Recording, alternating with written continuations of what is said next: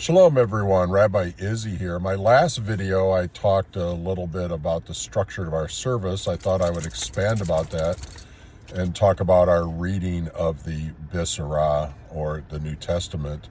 So in a traditional synagogue, you have the practice of reading through the five books of Moses, the Torah, throughout the year. It begins in the early fall and goes throughout the year.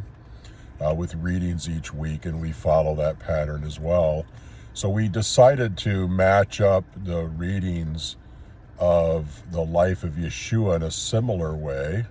Not all Messianic synagogues follow this schedule, but many do.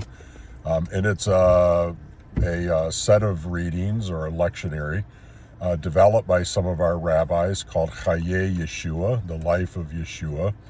And again, it starts in the early fall when we start reading the very beginning of Genesis. And it begins with the birth of Yeshua and so forth and so on throughout the year. It's scheduled such that it ends with the death of Yeshua sometime in midsummer. And this is specifically on purpose, because the date that it goes to is Tisha B'Av, which many people aren't familiar with, but it is the day in which we commemorate the destruction of the temples. It's a day of mourning and fasting.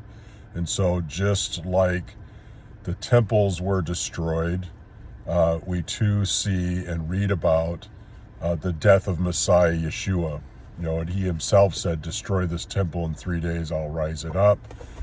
People thought that he was talking about the physical destruction of the temple, but he was speaking about himself.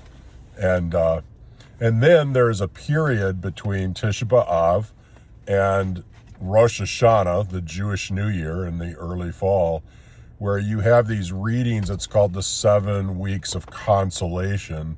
And it's during these weeks of consolation then that we're reading about the post-resurrection appearances of Messiah Yeshua, telling us that his death is not the end. He does become resurrected and visits and teaches yet even more, pointing towards this ultimate future resurrection of all the faithful followers of him.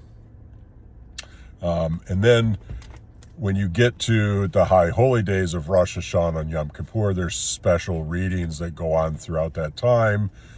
And it's at the end of that whole celebration and the holiday of Sukkot. After that, we begin the cycle of reading from the Torah again, from the book of Genesis.